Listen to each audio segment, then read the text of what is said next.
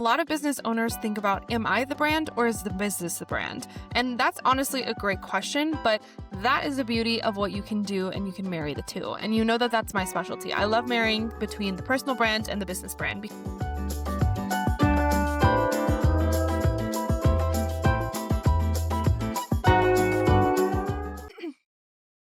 All right, y'all, welcome back to another episode of Spill the Brand. As you can tell, I finally started to decorate my place. Look, I know I told you guys, with moving and everything, it kind of is a little bit different, but I'm excited to just be here with another episode with you and to really get into spilling the brand. So per usual, grab your drink and let's get into spilling the brand. So if you've been keeping up, we're now on episode 8, which is actually insane. I can't believe I've been with you guys for 8 episodes. This is crazy. I hope you've learned a lot though, just because each practical step to build your brand is another step in order to become the obvious choice. But we've covered a lot. We've covered how to find your ideal client, showing up for your audience, how to create content that actually converts, and then also creating content without burnout. So that's why it makes me even more excited today to talk about the difference between personal brand and a business brand, because I feel like lately all we've been hearing is the buzzword of personal brand. And if you're just as curious as I am, as being a branding coach, let's unpack the differences between the two. A lot of business owners think about, am I the brand or is the business the brand? And that's honestly a great question, but that is the beauty of what you can do, and you can marry the two. And you know that that's my specialty. I love marrying between the personal brand and the business brand because there's so much in between. All right, so here's the deal. A personal brand is something that's focused entirely on you, letting the audience in on who you are, the things that you do, letting people really get to know you. It's built around you, your story, your face, your perspective, and how you really feel about things. Like, you get your general opinion because people follow you because they connect with who you are at the end of the day. You could think of myself, you could think of Cody Sanchez, Alex Hermosi, Tabitha Brown. These are just a few examples of people who have personal brands, but then also have their business brands, but kind of marry the idea of the two. Now, on the flip side of it, a business brand is built around a company, a concept, or an overall bigger mission of things. It's not necessarily about one single person. It's about the system, the experience, or the result, which is easy differentiator. One thing I remember Alex Hermosi talking about is oftentimes when you become the face of the brand or the face of a business, it's almost hard to separate the two, if you guys know what I mean. So he basically became the face of Gym Launch, for example, and people were like, I only want to work with Alex. What he had to do was implement a team member and add someone more into the picture so that they would also trust him. And so one of the things that sometimes people do end up falling in line with is that when you do build up a personal brand so well, and it is associated with a business, you do end up needing to kind of create a relationship with either people who you're potentially going to sell it to, or have sort of kind of like influencers help with you not being the main face. There's a few options you can go with if you really didn't want to be the face there, but I think the main thing is that the personal brand aspect in itself helps carry the weight of the business brand. Does that make sense? A few people that you can think about for personal brand is like Alex Earl, Alex Hermosi, or honestly even Layla Hormozi, but those are two different opposite sides of the spectrum, where Alex Earl is more influencer versus Alex and Layla Hormozi are more business. Versus a business brand, you can think of like Asana, Google, Notion, Nike, like some reputable brand that you know because of the brand and the business. Okay, so how do you know which one you're building? I have a little bit of a gut check for you. Ask yourself, is your name in the Instagram bio or is it the business name? Because if you're building a personal brand that's associated with a business or an offer that you're selling, that is a little bit more associated with your name. Versus if you're building a business's brand, then that's associated with the business in itself and you can be the face of that business. Does that make sense? So is your Instagram bio, does it have your name in it? Or do people DM you or the business page? If you stop posting, would the business go quiet? Those are sort of questions that you'd really want to think about when it comes to what kind of brand you actually have right now, and is there sort of a disconnect? So if you said yes to any of those questions, basically, congrats, you're in your personal brand era, because having yourself in the bio, having people DM you directly for the sale, and if posting stopped, then almost like your business would tank, that's associated with a personal brand, right? Those are things that you can be excited for your business. But when you have something else like a business page and people are primarily associating with that, then you have the business's brand. So there's nothing wrong with either or, but if your business has its own name, tone, presence, or something that can run it without a face 24/7, then that's in itself a business brand.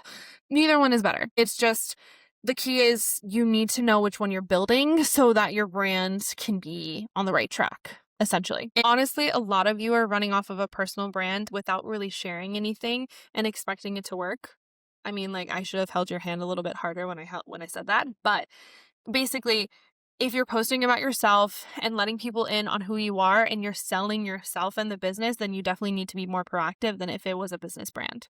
So let me kind of like go into the differentiators between the two and kind of like go through like the pros and cons. So I have some notes over here in the corner that I really want to like get down and be specific of, because here are some pros of having a personal brand. It builds trust really fast because people connect with humans obviously quicker.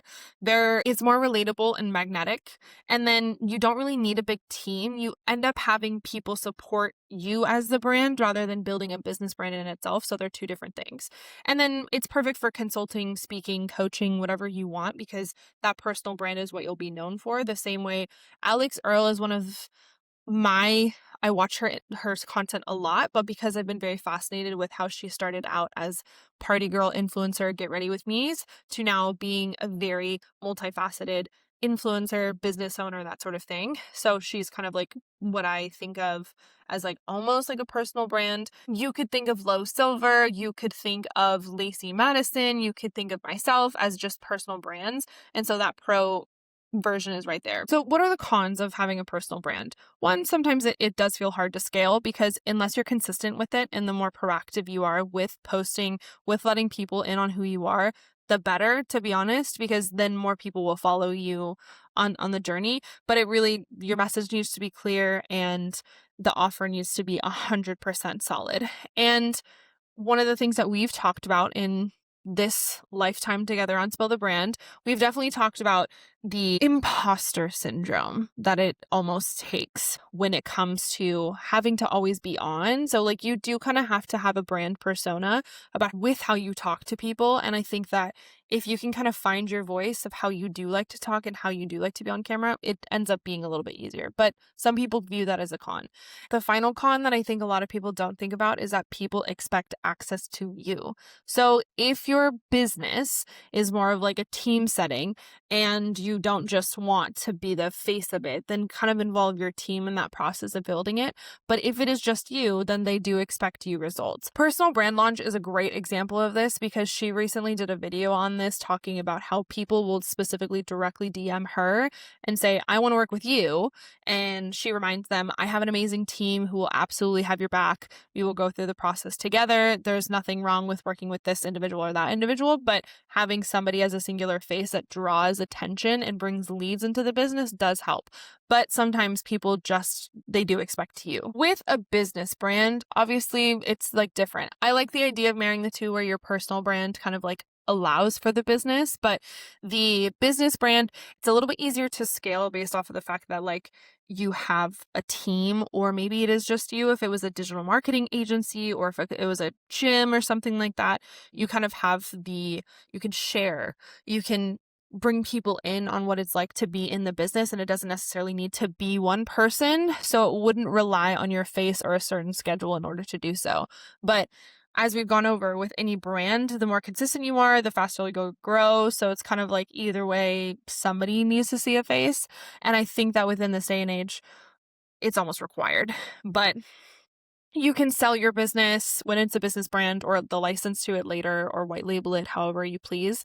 But basically that's kind of like the pros of having a business brand, versus the cons is that it does take a little bit longer to build trust when you are running off of a faceless brand or just someone to rely on the logo or the messaging of your business. So do keep that in mind.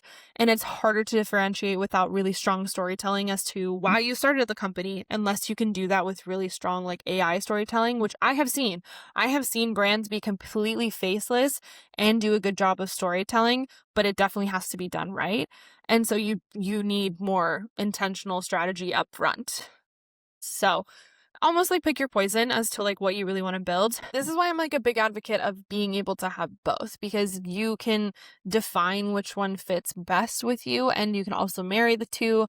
It just entirely depends on currently your life and how much time you're willing to spend on putting into content and building brand awareness. Do you want a little secret about what I teach my clients? I'm literally like, start with the personal brand. Start with building the trust, creating more content, and creating awareness, because social media and creating content is the aspect of which you'll get more eyes, but social media is the vehicle, right? It carries you to the next destination. And so I focus on build your personal brand first, build the vibe, build the trust, and then branch into your business brand. So for example, myself as a personal brand, I am Sam the branding coach. As a business brand, I have Spill the Brand. And so as I've started to build my personal brand, I've started to build Spill the Brand. But it wasn't until really that was established very well that I kind of allowed it to be more and more, just because if I was growing off of a not so active audience, then having another business brand wouldn't really support me. So that's just the honest there. Then when you have your personal brand, you can add links that lead into your business's brand in the sense of, hey, go download this workbook or go to Spill the Brand page to do this. Most of the time, I think people advocate it differently, and there's a couple of really strong examples that I can give y'all, but I think I've seen some really content and strong personal brands with being, hey, here's how to get to know me, here's my life as an entrepreneur, almost like get ready with me's, versus having their business brand be the entire business model and walking it through, and they basically marry the two. Again, there's no right or wrong answer, but I just wanted you to be kind of aware, because we're hearing a lot of personal brand lately. And so that personal brand is kind of being the face of what it is that you sell and allowing people to know you and go to you to buy a specific product, versus having a business brand is almost like another place where people can go to learn more information about what you do. So per se, I had Sam the branding coach, and then I had people drive to another profile of Prolaris Creatives, where Sam the branding coach was all about me and who I am, and then the business page was all about my services. I could do it that way, but I do it as in my personal brand is also my business. And then I can add businesses like Spill the Brand in different ways. So up to you, but wanted to kind of talk about the difference here. What would an episode of Spill the Brand look like if I didn't give you homework? You know the drill. This week, I want you to take time and take 10 minutes, okay? Grab a journal and ask these questions. What do you want to be known for? I've had you do this before. Go back to it if you already know, but in your business or as a personal brand, what do you want to be known for? Do you want to be known for having the best entrepreneurial tips, or do you want to be known for being the best at branding or fitness coaching or marketing? Something like that really needs to be solidified. So we're going to ask these other two questions. The second question, can someone deliver the offer for me, or does it need to be myself? So can you have your team supporting the business? Do you have enough people, or is it just you? Because if it's just you, easier as a personal brand. If you have a team, obviously business brand. Obviously a business brand can be focused on, and you guys can like build awareness that way. But it's something to consider there. Final question, if you walked away for a week, would your brand still be there, or would your business still be intact?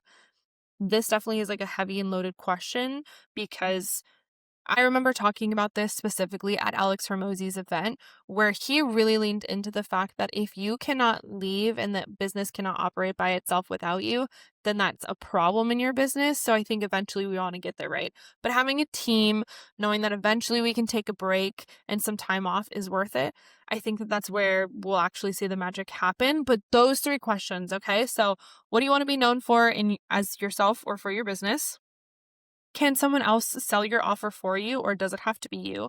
And if you walked away for a week, would your business still run? Would your brand still exist? Those three questions are definitely going to solidify what kind of brand that you want to build, and honestly what to think about from where we're at now. Please DM me your answers. Send me what you're thinking. You know where to find me. info@spillthebrand.com. Shoot me an email. Let me know what you're thinking, and I'm happy to answer any questions that you have. But I think that this homework is integral, because this is a conversation that's happening a lot lately. What kind of brand do you have? Is it personal? Is it business? And how are you marrying them together, if so? And also, what do you want to be known for? The usual question that I ask, because if you're going to become the obvious choice in your industry, and gaining brand clarity around whether you're a personal brand or a business brand is definitely needed. This was a needed topic, I think, because knowing the difference between the two, but then also how you can marry them, those are very key and essential for your business. So I wanted to put this out there for y'all. Let me know if you guys have any questions. I'm very excited for this episode, and I really want to know what y'all think because this is a very heavily talked about topic right now. You're definitely hearing those buzzwords a lot around personal brand, and so I want to know what you guys are thinking. Let me know in the comments or shoot me an email. Y'all, this has been another great episode of Spill the Brand. All right, y'all, it's been another great episode of Spill the Brand. The next episode, I'm going to be talking about the customer journey where you go from someone that just met you to then being like, take my money. That's on the next episode, and I cannot wait to share that with y'all. But now you know the difference between a personal brand and a business brand, and I hope that was valuable information, so definitely stay tuned for the next episode. Until then, stay intentional, be yourself, and as always, I cannot wait to keep spilling the brand with you.